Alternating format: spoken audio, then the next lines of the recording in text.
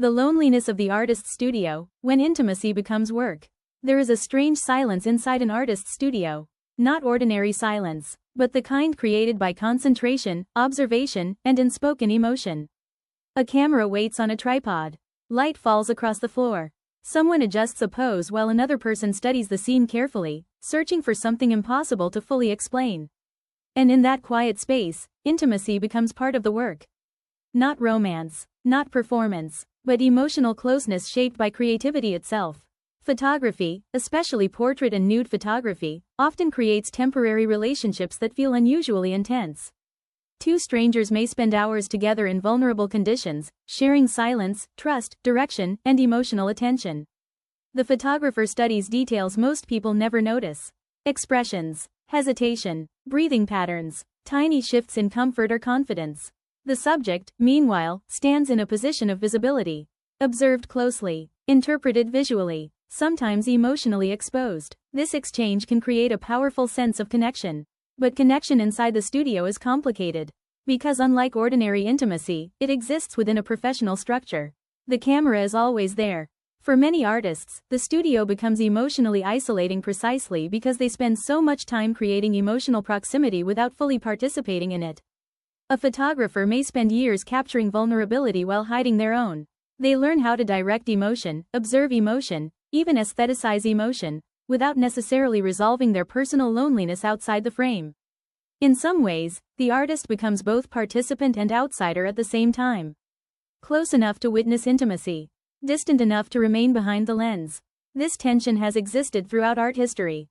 Many photographers and painters became deeply fascinated with human presence, not only beauty, but fragility, uncertainty, longing, and solitude itself. Some artists chased perfect composition. Others chased emotional truth. And often, the studio became the only place where they felt genuine human connection, even if temporary. But temporary connection can leave an emotional echo. Especially when creative collaboration ends in ordinary life resumes. There is also the psychological pressure of constantly observing people through artistic perception.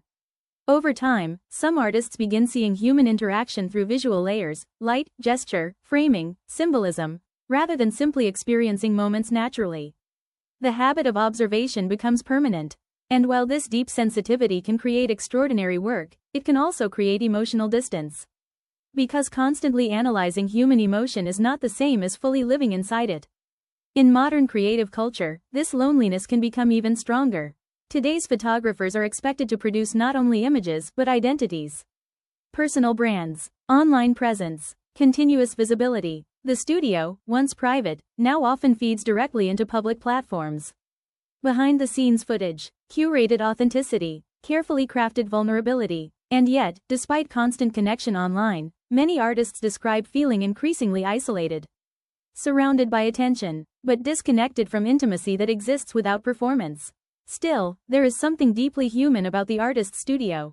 It remains one of the few spaces where silence still matters.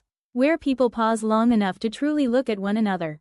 Where vulnerability, trust, and attention briefly become more important than speed. Even if imperfectly, even if temporarily. And perhaps that is why artists continue returning to these quiet spaces despite the emotional complexity they carry. Because sometimes the studio is not only a workplace. It is also a search. For presence. For understanding. For moments of connection that feel real enough to survive the frame. In the end, the loneliness of the artist's studio is not simply about being alone. It is about standing at the edge of human intimacy, close enough to capture it, but never fully able to keep it. And maybe that is the hidden paradox of photography itself. The camera preserves moments, but it cannot preserve the feeling of living inside them.